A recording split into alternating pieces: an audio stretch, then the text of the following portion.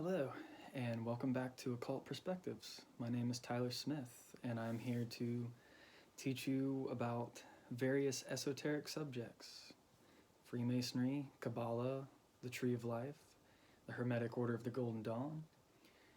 At some point, we'll even be getting into starseed information, knowledge of other beings, multiple agendas going on. There's so much happening. There's so much knowledge to be learned, so much love, light, and appreciation to be shared among the human race. This is truly a time of enlightenment. This particular video is the Hiram Key Part 2. So, last time, where we left off, if you haven't seen any of my previous videos, I've been talking about this. This is the book, the Hiram Key.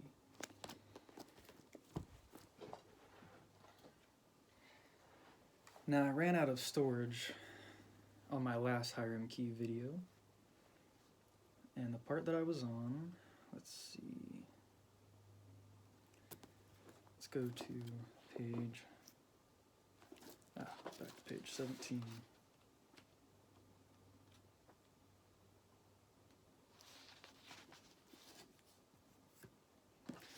Hiram Abiff, he is the main character of the Freemasonic story, the allegory. It's like a play, and it has chapters in it. And Hiram Abiff was the architect of King Solomon's temple. But here is a line on page 17 from the Hiram Key that I wanted to read. Some Christian critics of Freemasonry condemn the craft because they claim that it glorifies the resurrection of a man other than Jesus Christ, and that it is essentially a pagan religion. Not true. Freemasonry is not a religion. And they continue to quote, but it is important to note that Hiram Abiff remains dead. There was no return to life, nor indeed any suggestion of an afterlife existence. There is no supernatural content to the Masonic ritual, and this is why members of many different religions, including Jews, Christians, Hindus, and Buddhists, have found it complementary to rather than in conflict with their own theological beliefs. So, all right. And then I was also getting into, in Liber 420, page 699, at the end of the last video, quote, interestingly, in certain Masonic and Bavarian Illuminati higher degrees, Hiram Abiff is revealed to be Jesus. At other times, he is equated with Jacques de Molay. Okay. And then, in addition to that, this book, The Secret School of Wisdom, The Authentic Rituals and Doctrines of the Illuminati. Pretty interesting. Yes, this is seems to be the genuine documents from the Bavarian Illuminati, the Adam Weishaupt Illuminati. And the author of one of the authors of this book is a Freemason, I believe. Yes. He's a 32nd member of a lodge in Dallas. Interesting. Texas Lodge of Research. But anyway, I wanted to go ahead and read a couple lines from this, which go in a little more detail about Hiram Abiff and Jesus being interconnected. I'll set the computer aside for a second. Okay. Just give me a moment to find. I should have highlighted.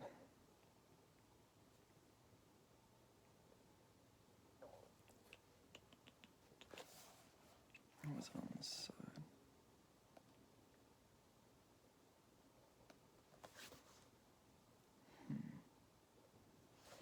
There's a lot of good passages in here, but I was looking for one where it specifically mentioned the connection.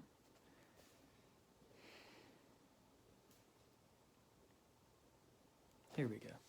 This, our grand and unforgettable master, Jesus of Nazareth, coming from this Bavarian Illuminati text, came to us in a historical period during which the world had fallen into a state of general corruption, to a people that had felt the oppression of servitude most emphatically since time immemorial and hoped for its redemption, heralded by the prophets, in a country that lay at the center of the then-known world. This people he instructed in the doctrines of reason, and in order to increase their efficacy, he shrewdly joined the simple religion of reason with the then prevailing popular religion, using all traditions and customs and concealing the inner essential parts of his teachings therein. Interesting.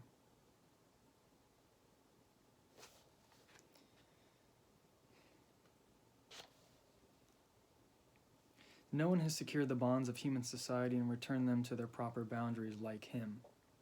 That is, Jesus. No one has prompted humanity to mutual goodwill to this extent. No one has empathized and connected with his audience notions as much as he, all the while concealing the higher purpose of his teachings wisely. And finally, no one has paved man's road to wisdom as safely and easily as our great master, Jesus of Nazareth. Very interesting. There's another section on this page.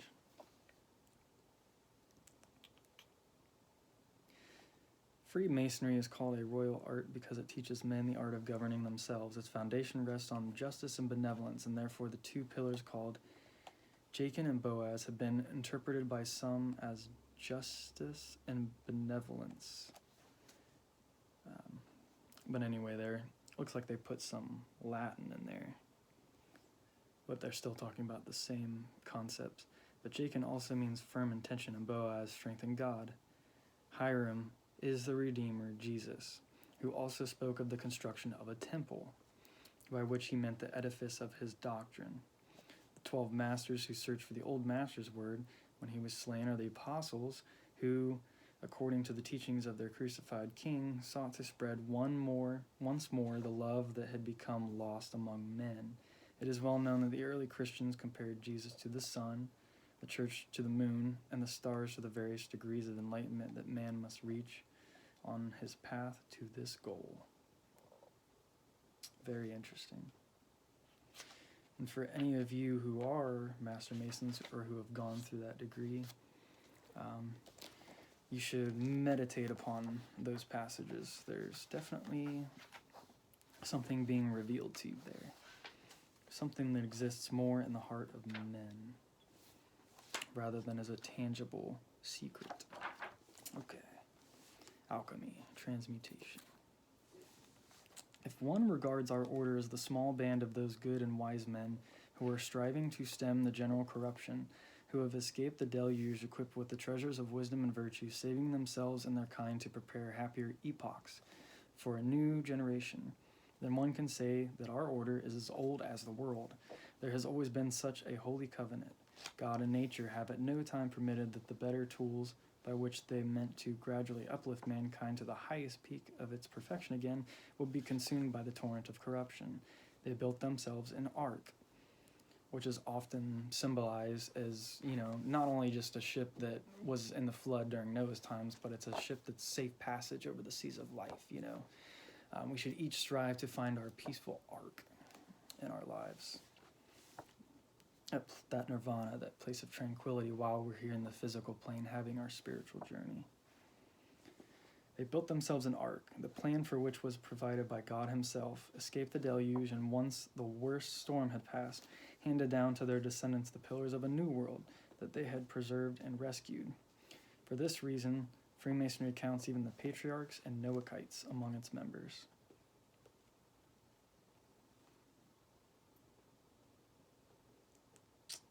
All right. And then it continues to kind of go off into, I don't want to get too much further into this book. I want to jump back to the Hiram key. But I just knew there were some really, really good selections.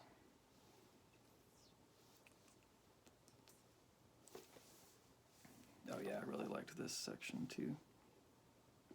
Even in the Christian church, how many traditions, albeit with different explanations and meanings, have not obviously been borrowed from paganism and the Jewish religion? Even our reverence and preference for Jewish customs and cosmogony may be founded on a religion that wholly emerged from the Jewish faith. And how much of this Jewish faith, this mother of ancient Christianity, is not of Egyptian origin, even according to Scripture, and therefore a system that is the necessary result of the necessary result of an even older system whose roots are ultimately found in the consequences of a renewed human race and its way of thinking after the flood. How much? Through an orderly development, one from the other have Oriental philosophy, Pythagoras and Plato, Gnosticism and Kabbalah, the Alexandrian school and Aristotle interacted to bring about Christianity with its mystical and allegorical sense. So there it's showing you all the different influences that kind of have led up to modern Christianity. And there's a lot of similarities between the Bavarian Illuminati and Christianity, but they claim that it's a more pure, untampered with Christianity. And they understood, the correlations between the story of Christ, with the December 25th birthday and all of the older saviors from different stories. It's the same story told over and over again. The underlying theme is the same. So they really, it's the same story, but it takes new guises and it goes under new names and new groups and such. But, ever since the beginning of time, through these various mystery schools, it's always been the same lessons. They're always pretty profoundly simple lessons when it really comes down to it. All right. Sorry about that little deviation from our Hiram studies as far as the Hiram key, but I hope you enjoyed some of those tidbits of knowledge. I definitely did some digging in that book to find them because I hadn't read it in quite a while. I was doing a lot of speed reading there. Okay, so now that we're through that part, I'm going to go to page 19, if you have the Hiram key and you can follow along.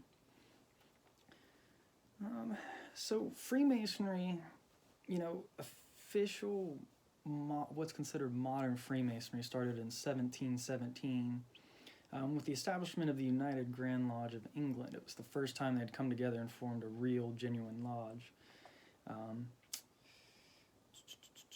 And it was called, they met at the Goose and Gridiron, which was a local tavern, and it wasn't very many Freemasons who met up there, and they're pretty much the ones who set the foundation for the whole system.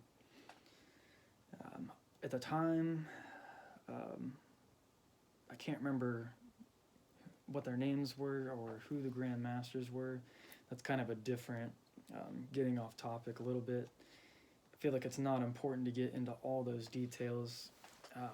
I want to just hit more of the broader aspects, the more major key points. But anyway, that's when modern Freemasonry really begun. So the publicly recorded history of Freemasonry, starting in 1717 with the establishment of the United Grand Lodge of England. The organization that we now call Freemasonry was a secret society before the mid-17th century. And secret societies, by definition, do not public. I must have written that down wrong. Here, I'll just read it from the book. Freemasonry was a secret society before the mid-17th century, and secret societies, by definition, do not publish official histories. Okay. So,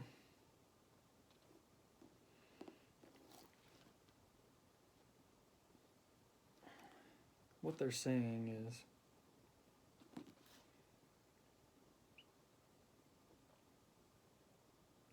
that Freemasonry really did begin before, not the modern format of Freemasonry, but there was Freemasonry and Freemasonry type things going on, way before this. Sorry, my notes are a little disorganized here.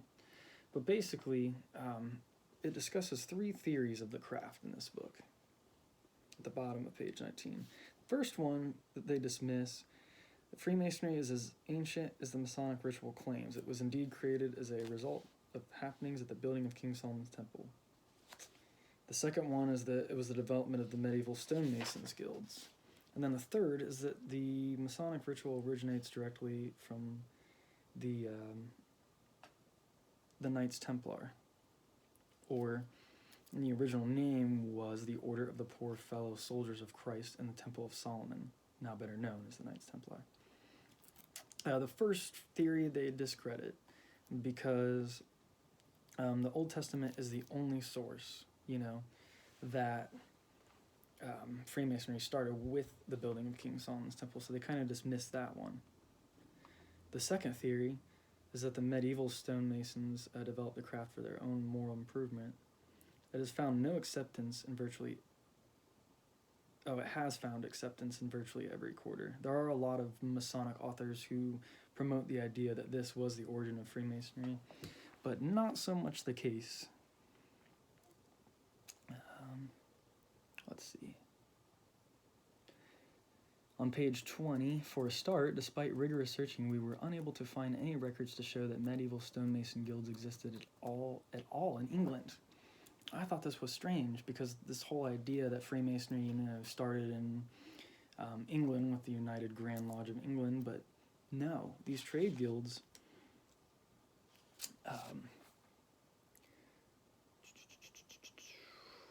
let's see. I am on the right page.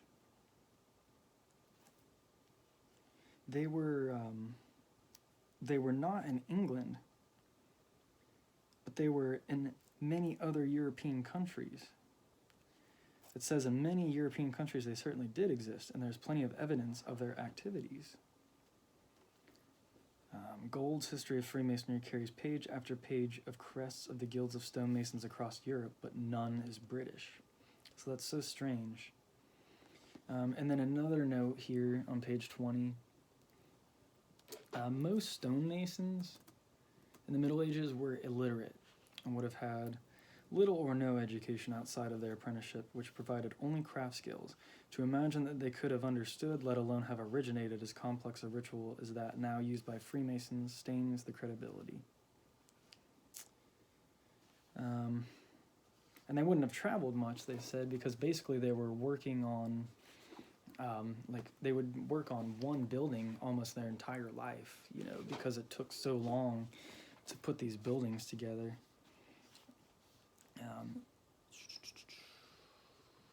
Their vocabulary and most likely their ability for abstract thought must have been very limited indeed. Travel for all but the most highly skilled master masons was a rare event, so secret signs, grips, and passwords would not be of much value. Now, on page 21, they look in what's called the Old Charges of the Freemasons, and it sets out rules of conduct. And one of the strange things that it says, one of the charges states that no brother is to reveal any legitimate secret of another brother if it might cost him his life and property. The only legitimate Masonic secret at that time would automatically carry such a penalty if discovered by the state. That would have automatically carried such a penalty if discovered by the state would have been heresy, a crime that surely would not have been committed or condoned by simple Christian stonemasons. So, it was strange that, why on earth would heresy be anticipated as the possible secrets of the, as the castle and cathedral builders? It just didn't make sense. These people were just there to essentially, build, and they didn't have much understanding of any kind of esoteric knowledge per se.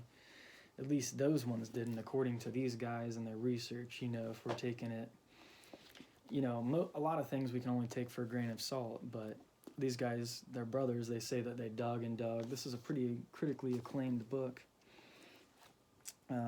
So, yeah, this is one viewpoint. but it's interesting information.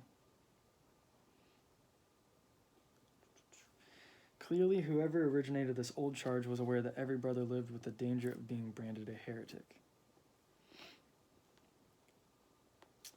We were certain that these rules were not created by simple stonemasons, but for a group that lived on the fringes of the law of the land. Interesting. Okay, I'm going to go ahead and skip to page 22.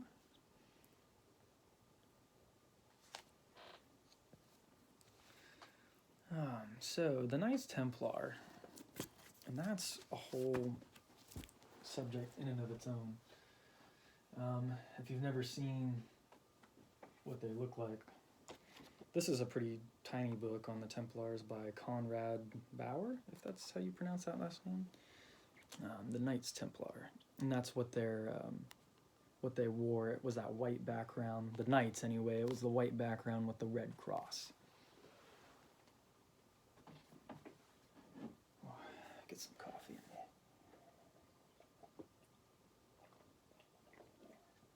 Still waking up this morning / afternoon. All right.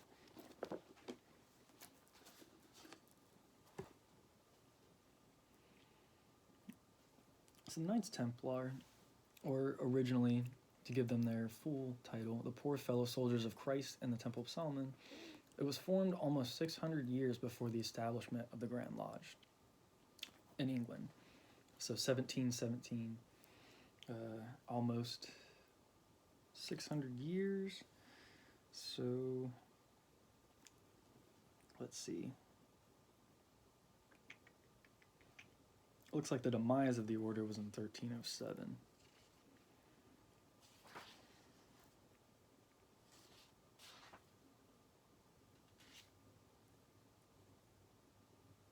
We find that there is a great connection between the Knights Templar and modern Freemasonry. Not so much that it's exactly the same thing, but that's where modern Freemasonry kind of came from. Would be a much more accurate statement. At the bottom of page 22, there's 4 main temples that the rituals of Masonry could be based around, or basically that were in the Bible. The first was that built by King Solomon 3,000 years ago. The next never existed in stone. It was seen in a vision by the prophet Ezekiel during the captivity of the Jews in Babylon in about 570 BC.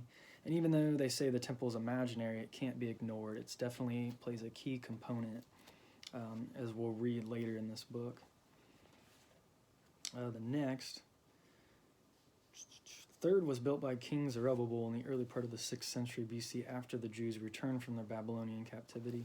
And the final temple was being erected by King Herod, if I'm pronouncing that right. I don't know if it's Herod or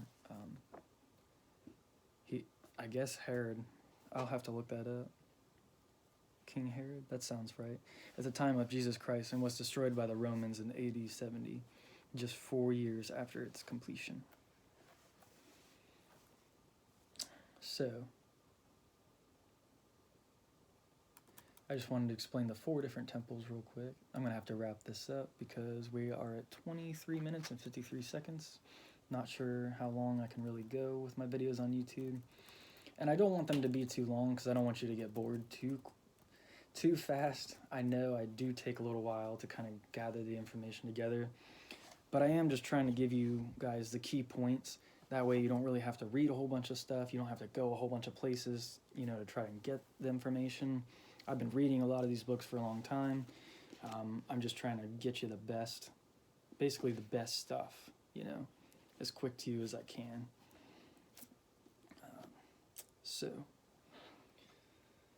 an interesting note on page 23.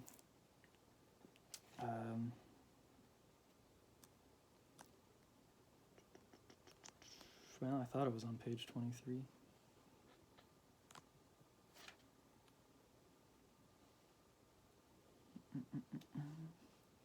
Anyway, I have in my notes here, oh, here we go.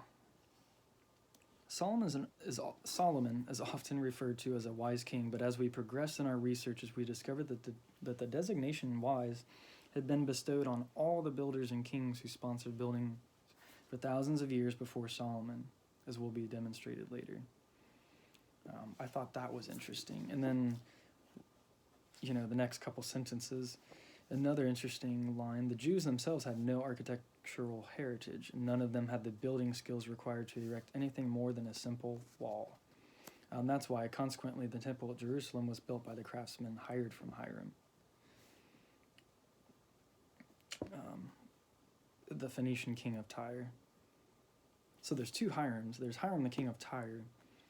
He hired Hiram Abiff, essentially, which is the main character of the Master Mason or Third Degree, to build the temple. So, alrighty. I think I'm going to go ahead and end this video here. I did get some more notes done today, so I'll go over those in the next video. If I don't go over them in the next video and I decide to get back to modern magic instead, I'll let you know. But I'm probably going to stay on this subject for a while. But yes, I got some more notes done today, and then I'll do some more notes here in the next couple days. And alrighty. Well, I hope you all learned something from this video. I hope you've learned a lot from these videos if you've been watching them so far. I've just been kind of spurting out a lot of information really quick, and don't just take what I say, as word. Go and research your own. There's so much material out there to go and see and read. If you meditate, make sure you're keeping on top of your practices. Always know that the knowledge you seek comes from within. Learn to channel that divine source within us, within our own temple, so that we can manifest heaven here on earth. I hope you all have a great day. If you like the video, please click like. If you like the channel, please subscribe. Peace and blessings. Take care.